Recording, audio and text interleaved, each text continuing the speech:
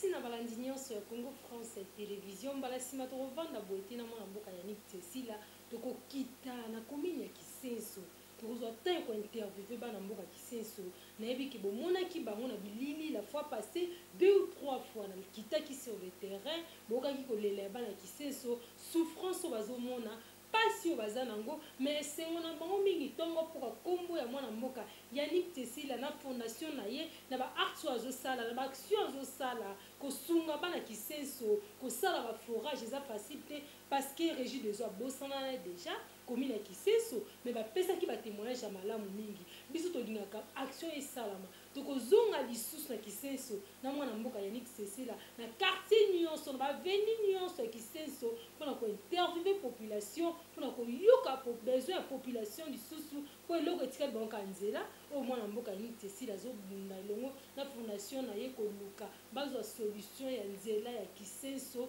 Merci na balandi nyonso ya Congo France mbala nsima tokozala lisusu mpona kotambola na mwana mboka Yannick Tsesila na commune ya Kisenso. Au revoir, bye.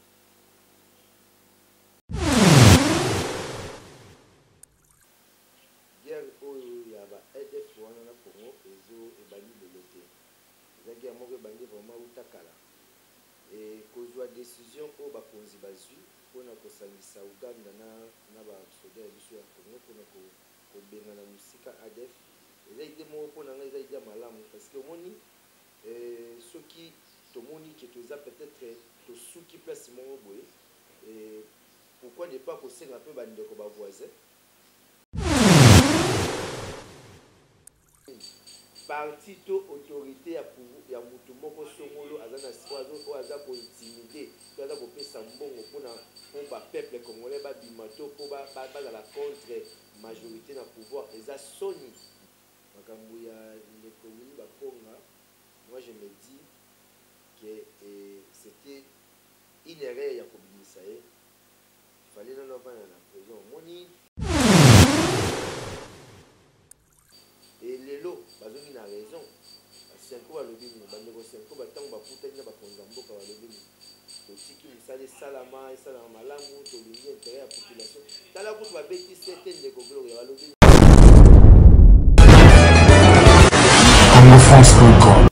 Bonjour, bienvenue sur notre chaîne Congo France Télévision. Ezangai ya bino journaliste Doko Kenge leona ye lisusu na kati ya mabele ya Kisenso boyebi ke nga nazangaka te navandaka te nalalaka te nazalaka toujours wana kolandela actualité ya mboka koluka nini ya malamu ezoleka na mboka na nini ya mabe ezoleka na mboka na yango wana mokwalo na lekiti na mabele mame parce que la fois passée momonaki bana ya Kisenso nde bazolela batomboki susi mai ezali grâce ya mwana mboka Yannick Tsesila mais souffrance na bango ezali nzela eza te na mokolo moko pakenda ata mosala azodepense 10 000 francs mpona badiaspora bacomprendre bien 5 euros par jour bazosouffrir bazonyokwama pasi kolia nano eza pasi na mboka na biso Kongo mpo soki nzela eza te bakovivre ndenge nini bazalaki na difficulté ya mai mwana mboka Yannick Tsesila abongisi ti bakomi stable na mai courant eza pasi nzela ya koleka eza te bomonaki population ya Kisenso ndenge elelaki na micro ya Congo France baexplikaki souffrance na bango minyoko na bango etali nzela asalaka na ville po déplacer des fois azodepense 7 $, 14 000 francs eza vraiment mawa na yango wana mokwalo nayambeli bino mwana mboka Yannick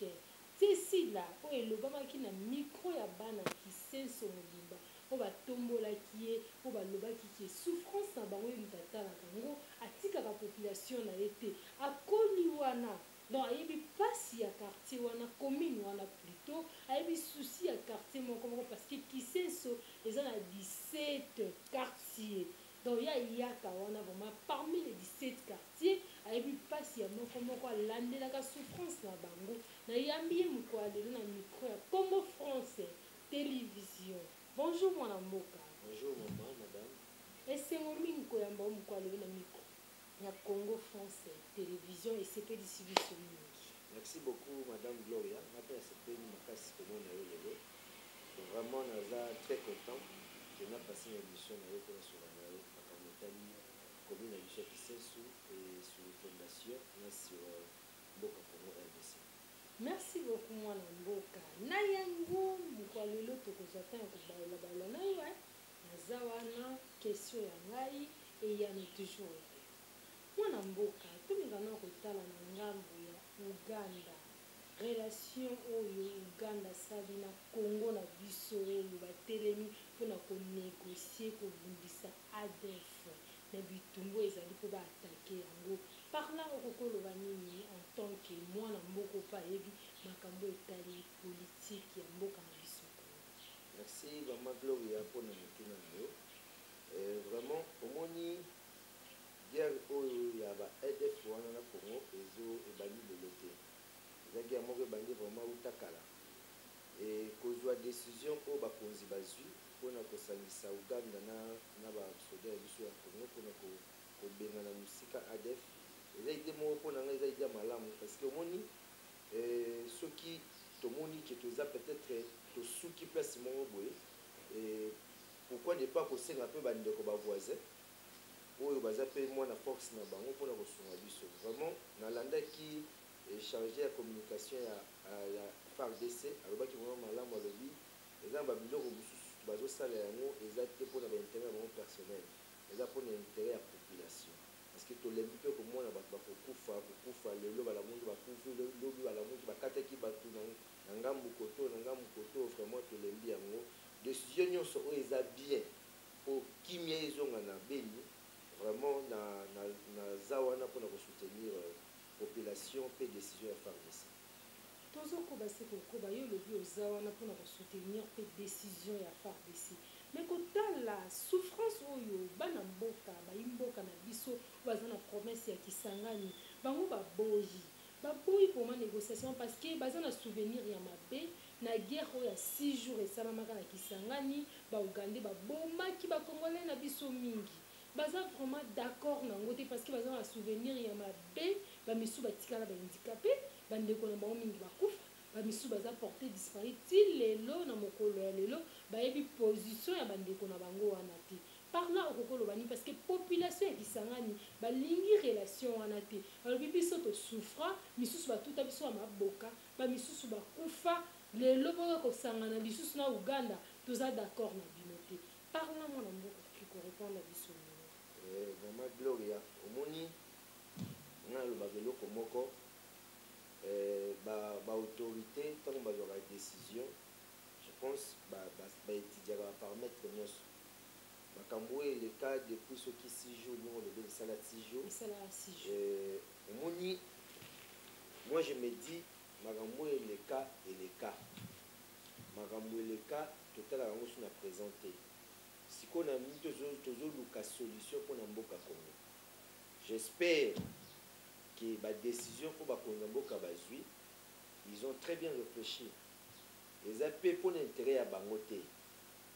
bandeko ya Kisangani bien si baza koboya alandaki yango mais moi je me dis décision nyonso oyo eza bien oyo chef de l'état bakonza mboka ya FARDC bakoki kozwa soki eza mpona intérêt ya population donc nazomona mabe te donc makambo oyo eleka kala moi je me dis peut-être ezalaki na bainfiltre bakotaki mpo basala babiloko wana mais eleka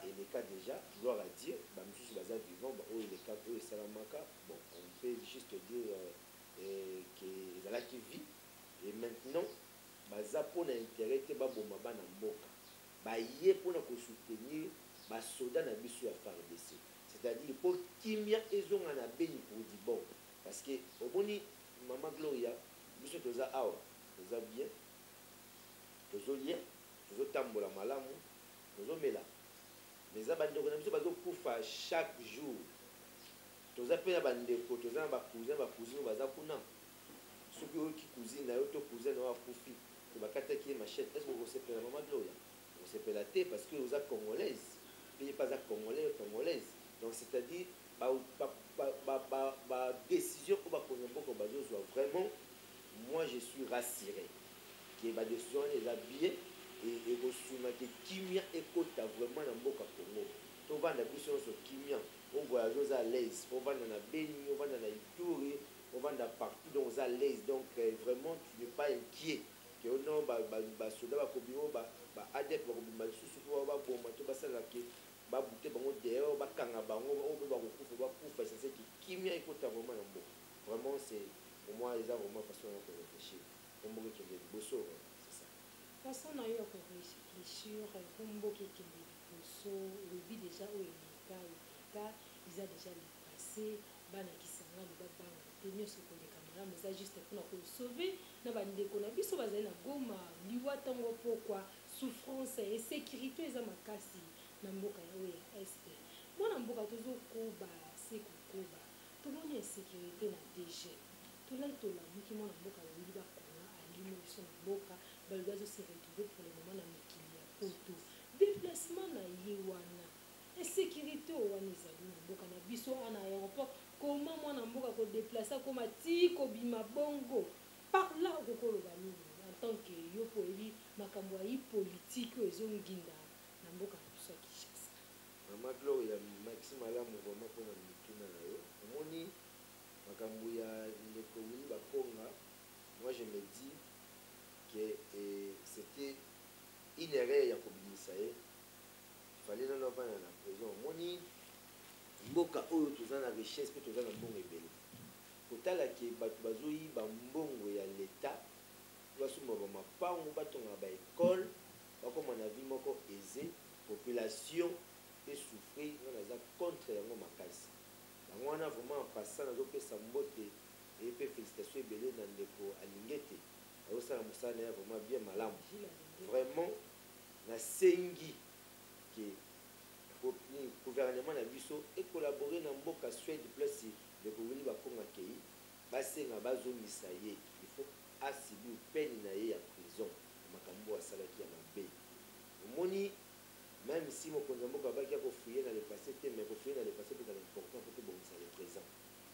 parce que mboka Congo bato basakani na mbongo lokola makasa lokola sikoyo bazosakana nango te sikoyo moi je me dis mpona kolia mbongo ya leta il faut oyeba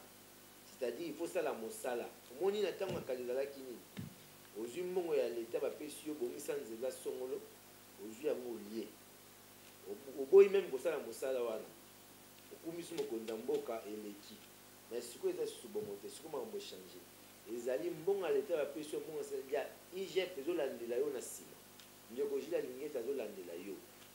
atala mbongo wana ekei ekokosala mosala ndenge mokonzi ya mboka to chef du gouvernement apesaki mituni soki esala mbongo te bakangi yo donc jusque là vraiment moi je me dis eloko wana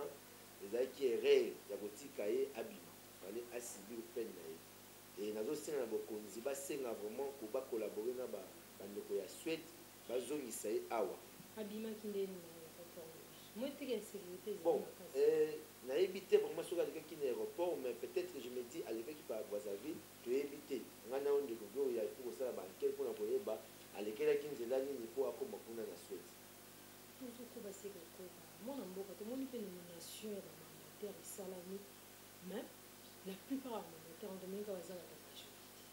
moiteke jango komokende bien te jango ozokende bien te koto mpe Albert Yu akangama par là kokoloba nini Mama Gloria omoni bato oyo bauti kolongola bongo na entreprise publique baumeli mpe mingi moi je me dis basali mpe pa na bango mokonzi ya mboka chef de l'état Félix Antoine Tshisekedi ya Tshilombo a décidé ke bachange bato mosusu bakota namoni mabe mpe eza te mpo majorité eza na bato basangana mpo basala majorité wana parce que mokonzi ya mboka azalaki majorité te na assemblée ndeko oyo oyebi donc c'est-à-dire eza na bato balongwaki oyo akomaki oyo baza baopposant balongwaki baye kosangana na mokonzi ya mboka akomi lelo majorité asali ke bamandataire mosusu asika baya mpo abongisa non napose oyo question moko Mama Gloria zelanga nayebisa ndenge nini okoki kozwa opposant ozwi opposant ozwa opposant opesa ye poste moko asala eloko soki akoya akosala terrain mpona population te akonga abebisa mboka mpo akoya mpona koyina kolobaki non natia ye baton la roue mpo mokonzi ya mboka bafinga ye mokonzi ya mboka olobaki azosala eloko moko te ndenge tomonaki ntango asalaki coalition opposition na majorité batiaki bamisu baministre bazalaki omonaki ndenge makambo ezalaki toujours bloqué makambo ezokende liboso te omonaki olandaki ndenge makambo ya kotambola chef de l'état asali apesi décision babloqué yango epa baministre songo topaka. Donc c'est-à-dire vraiment je félicite chef de l'état par rapport à la nomination qui ressemble à bandeko bakomi bamandataire eza kosenga na bango basala mosala malamu mpona baentreprise oyo mokonzi mboka atindi bango basalaki batravailleur ya baentreprise wana base retrouve basala mosala bien bafuta bango mpe barriere na bango na baentreprise mosusu oyo baza na barriere ekende vraiment bazala mpe bien bafete mpe malamu de sort omoni na mboka oyo mabe ezani mabe ezaki okomi mokonzi okomi dg ya quelque part ozotala même mpa batravailleur na yo to bacollaborateur na yo ya misala ozomonaki yo nde olia yo nde omela wana ngapo eza malamu te mama gloria soki oyo batie eza le contraire mama gloria eza le contraire okomi kotelemela yo ovandi kaka ngi bosembo na nyonso ata ndeko ijila alenge eti atali oyo baopepa kaka bonjour na mosika akoya te ke elakisanga boye yo kotambola sembo mama gloria naza fier koloba ke nakozala exemplaire ya solo bo mama gloria nazoyebisa yo nayebi tuna bacolaborateur na nga nyonso aza na mwa baentreprise na ngai ya mike oyo na géraka tuna bango bakoyebisa ndenge na travaillaka je pense olekaki na kisensu nasalaka makambo te mpona bato bamona ngai nasalaka makambo mpona intérêt ya population mpe nzambe akumisa dabord na nyonso naza mwana nzambe parce que lelo nakolinga te ndako na ngai mvwama ke population oyo batindi ngai place moko songolo to pakala to mokonzi ya mboka oyo anome ngai place moko nasala makambo oyo eza le contraire ya volonté na ye kozala malamu te to e contraire ya bato oyo mokonzi ya mboka atindi natamba bango donc oyo eza important eza ke basala mosala malamu naza parfait te mais nalingaka toujours place naleki natika elembo malamu moni soki oleki otika elembo malamu bato wana bakobenga yo ndeko bakosenga yo me bakobela me mokonzi ya mboka azomoselaka biso motu boye mpona nini mpo asalaki mosala malamu soki osala mosala mabe bakoyina yo mpe esili bino nyonso ekufi bino nyonso politike esali eke na mai esili donc vraiment eza vraiment bongo ndeko mama gloire tozokoba se kokoba yo lobi kosala mosala ya malamu na miniti oyo mpe bana kisenso bazopesa toujours batémoignage ya malamu mingi mpona yo tobanzaki yo kosala différence ya ndenge olobi na monoko na yo ozosunga nanu population avant même ozala nommé ozala voté plutôt en tant que député national na commune ya kisenso olobi kosala mosala ya malamu tokotala kaka miso na biso eza wana mpona kolandela yo malgré bakumisaka o mingi ya kisenso otikaka bango te osungaka bango totala na ngambo ya seniko tomoni kote oyo ecc eboyi nomination ya mwana mboka dodo kama balobi élection na ye etali bango te ekipe bango te eza importante mpona bango parlant kokoyeba ndeko gloire ya motuna eza vraimen malamu mingi omoni eza mbala liboso te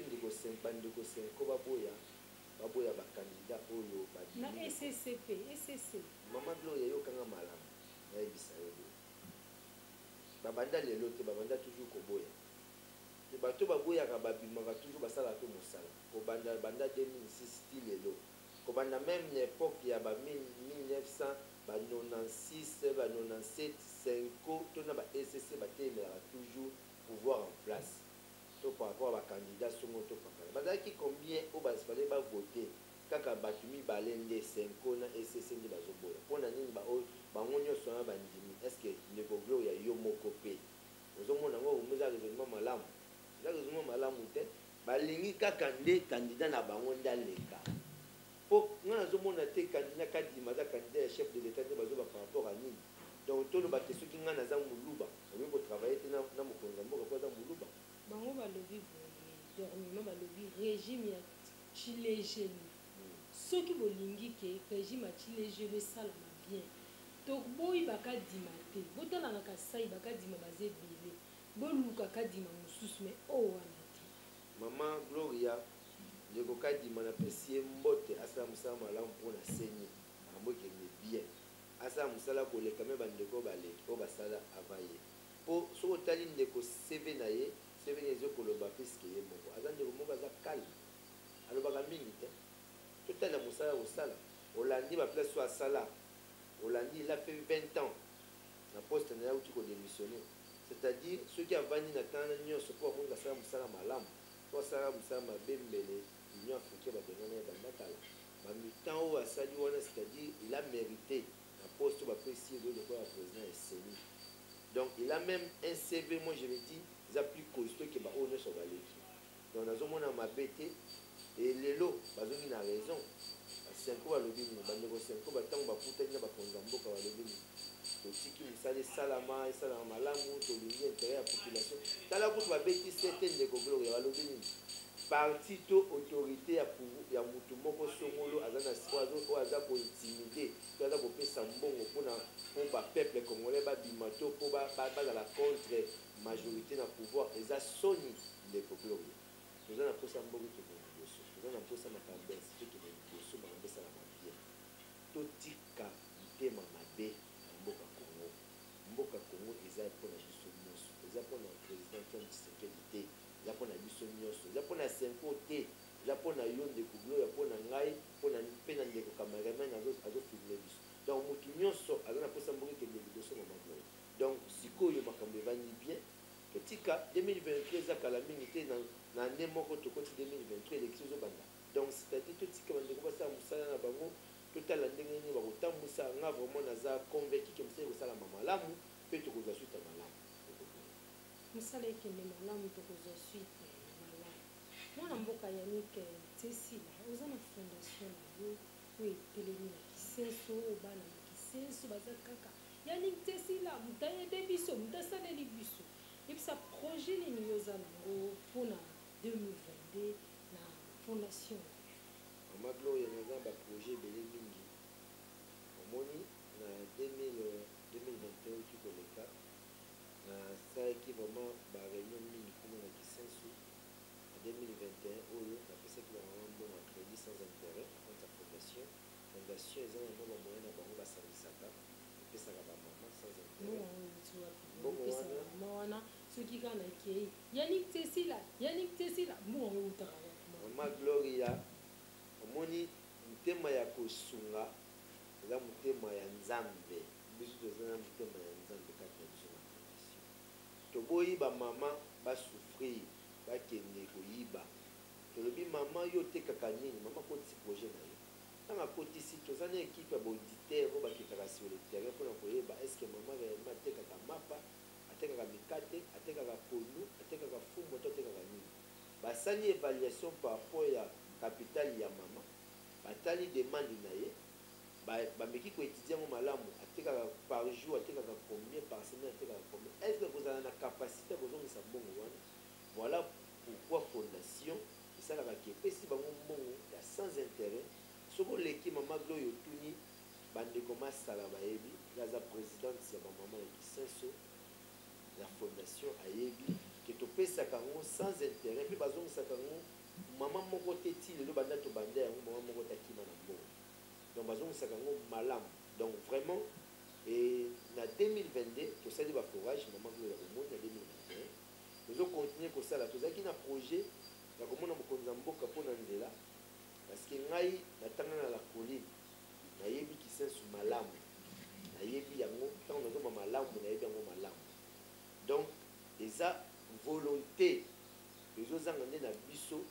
mpo nzela wana esala biso nazo bavolonté eza na ndenge namonaki DG ya OBD alobaki il faut moins 5 millions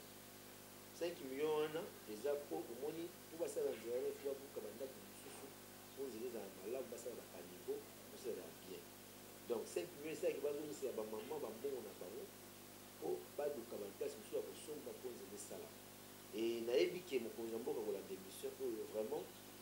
na chef du gouvernement oyo eza ndeko na biso sam ameka kolandela yango apesa ordre mosolo ebimana na kesi ya leta mpo nzela wana esala ekozala esengo ndeko ya kisensu alingamata campus aleki mbala moko azwi motuka na makadamu azwi akei ti na campus olie abeta makolo ti amata ti na mwamba kuna mpo azwa moto tamata na ngomba mama Gloria pour motambo ya kimingi merci tala pasi peuple congolais à côté qui sait bazomona vraiment toujours senga na bakonza mboka ba meka vraiment kotala situation ya bandeko na biso qui sait vous allez vraiment bien vous allez senga makasi pour na biso et vous allez fier que baloba na biso yokamaki pe salami na compte ya fondation ya NCC là et na 2022 pour tout ça ni moi tout te na kati ya bureau na biso za na lemba tozobanda normalement na kolakisa bamama ndenge nini batongaka babilamba kotonga chemise oyo omoni alati botangisi bango yango bazwita ya koapprendre yango nde permettre bango bayeba sikoyo kotia yango en pratique. Oui mama eza vraiment bongo toza na bamaître na bamaîtresse oyo bakoapprendre bango ndenge nini basalaka mosala wana toza na bamachine déjà eza na bureau na biso kuna na lemba po babanda donc déjà enregistré bandaki eza déjà na loi ya bato déjà baza enregistré pe également na 2022 tokolakisa bandeko mibali toboyi makambo ya kuluna na kisenso toboyi makambo ya kuluna également na mwamba tolobi moto asala mosala tokolakisa ye ndenge nini kokóma chauffeur na kobongisa motoka toza na bamaître bamécanicien bazali bamaître mpona kolakisa kokumba bazali oyo mituka ezali na disposition déjà ya fondation o fondation esombi déjà mpona kolakisa bandeko mibali ndenge nini bakumbaka mpe ndenge nini babongisaka motoka ekosala ke moto aza na ide kaka kozwa mochete akata ndeko Gloria po azotambola akozala mposa abima kende koluka mpo alesa mwasi na ye mpe bana na ye to mpo avivre malamu na baprojet na biso ya 2022 vraimen eza yango wana mpe baprojet eza toujours ebele na kati ya fondation et tozosenga mpe na bandeko oyo bakolinga kosunga fondation ya NCC eza vraiment disponible mpona koyamba badon na bino mpona kosoutenir commune ya Kisenso mpe district ya Mwamba Mobimba mpona kosoutenir commune ya Kisenso mpe district ya Mwamba Mobimba mwana mboka tomoni bana Kisenso esengo na bango mingi ezali komona ndenge otie bafourage partout bazalaka na mai te fourage wana moto esaliki bavivi kombo na yo dans tous les 17 quartiers à Kisenso eza kaka yo moto placele biso boye dans chaque avenue otie 2 à 3 fourrages 2 à 3 fourrages mwana mboka mbongo wana eutaka wapi mpe bolingo wana ozosalaka eza kaka mpona tokóma na 2023 ochange makanisi après oma bavote yo okimi na yo population okimi base na yo oubien eza bolingo okozala nango bakoakompagne yo ntina suka mpe lelo so nzambe atomboli yo okotika population ya Kisenso te ndeko Gloria malamu mingi na motuna moni ezalaka candidat na 2018 mama Gloria peut-être oyebaki te nabima te akoki koloba ke mosolo na ngai oyo ya moke oyo nzambe aza kopesa ngai na bomba na soki naza toujours na population kolanda population kosala mosala mpona population kosunga population eza te mpo na intérêt moko songolo to mpo babotenga na 2020 eza mpo population ezala malamu omoni ndeko Gloria kokaba na lobaka ezalaka moto abotamaka nango to moto mpe akomaka nango par rapport ya bato aza kokala na bango ndeko Gloria ngai kokaba eza vie oyo motema oyo nzambe apesa ngai nzambe ntango apesaka biso atalaka mabe na biso te ndeko Gloria natalaki te ke bandeko bavota ngai te na bima depute te mais nazopesa bango kosunga bango eza mpona kolakisa bango ke même lelo bavote ngai na kozala toujours proche na bango eza teke mpo bavote ngai na kontiansa mama Gloria po soki nakimi bango na kozala toujours na posa na bango poso totali na ngambo ya courant kaka balobi kaka yani ti esila moto asalaki tu basinga oyo ebenda bakable ebendana ti courant ezwama na Kisenso parce que baza na courant mais mai régie de soi bosana bango komi na Kisenso na baveni wana na bakartier na nyonso tu yo moto tie forage eza kaka mpona bolamu kaka ya nzambe mpo un jour okontinue na bango ata lelo so bavote yo ndeko Gloria nayebisi yo mpe nazoloba peuple congolais bazoyoka bandeko na ngai ya district ya Mwamba bazoyoka mpe bandeko na ngai ya Kisenso bazoyoka nalobi boye nakotikalaka jamais nalobi bien jamais nalobi te nalobi jamais donc nakotikalaka jamais kokima population oyo batindi ngai na ensemble mpona koloba mpona bango mpe soki kosalaki naloba te nakoyebisa population ke soki nazokende kuna te c'est parce que makambo nazoloba mpo na mboka Congo eza kosalama te et moi ya moke oyo nzambe aza kopesa biso pourquoi pas tosunga population de Gloria po toza na posa population mpo vivre bien moni ngai epa na ngai nazolamba nazolia soki ndeko kuna azolia bien te azosouffrir fo otala mpe mpasi ya baninga fo kozala na souci wana souci ya mboka Congo souci ya peuple congolais donc vraiment moi je me dis que na kotikaka population na ngai ata mokolo moko te mpe na kolinga toujours bareklamaka ngai même naza na pouvoir te bareklama oyo bake ndeko wana asala mosala malamu azomérite azonga mpo mosala ekontinue kosalama malamu yango wana susi na ngai ndeko liloba suka no eza nini parce que tokomi na suka tokomi koshite liloba suka no eza nini mpona fondation na yo mpona élection 2023 ozopense nini lobe ya biso en bref liloba suka na yo ndeko Gloria malamu mingi nasepeli na kosala émission na bino ndeko Gloria naza vraiment très content et très satisfait liloba na ngai ya suki ezali d'abord nazopesa bandeko na ngai ya fondation Mbote fondation Yannick eza force ya motu moko te eza force ya ensemble nasimi ndeko Gloria nasimi ndeko Jigel nasimi ndeko Deborah nasimi ndeko Joyce nasimi ndeko Nora nasimi ndeko Yeve nasimi ndeko Gisèle nasimi bandeko nyonso oyo tosanganaka Gédéon oyo totya loboko na poche tobimisa mpona kosunga eza vraiment eza effort ya biso nyonso soki fondation oyo eza koresiste ti lelo eza force ya moto nyonso vraiment nazokontinue na bango nazosenga na bango bakontinue kosala ndenge baza kosala tosimbana po mboka Congo mpe fondation ekende liboso po mboka Congo eza ya biso nyonso eza ya moto moko te mpe na 2023 bato bayebake ngai Yaniki mwana na bango mwana ya mboka Congo Yaniki Nzesila Nzanza akozala candidat na district ya Mwamba mpe nakozala candidat na provincial mpe lisusu na commune ya Kisenso po bayebake ngai Yaniki nakozala toujours na bango nakosala toujours mosala mpona intérêt ya population congolais soki lelo même mokonzi ya mboka alobi asepeli na ngai atina nga place moko songo topakala mpona sala mpona intérêt toujours ya population nakosala yango mpo mboka ekende liboso parce que mboka mpe ekende liboso mokonzi ya mboka ata alobi soki aza ye moko makambo ekende liboso te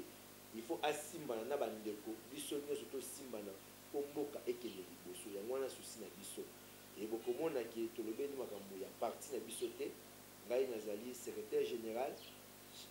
général adjoint en charge et implantation na parti na biso essor de la République oyo tokosala sortie officielle d'ici là mais tozobenga déjà population ya district ya Mwamba ke tozosala implantation samedi prochain na salle de fête le Jourdain tokozala wana oyo tokosala implantation ya biso ya district ya Mwamba na compte ya parti essor de la République vraiment nazosenga bandeko Patrick babongama parce que toza koinstalle bango officiellement na commune ya Mwamba po mosala esalama malamu. Merci de Gloria. Merci beaucoup na nyonso bazalaki liboso atandaki na biso ya Congo France biso na bango na biso na bango ekara molai France.com site ya kolo masolo ya danger masolo ya kitoko Congo France.com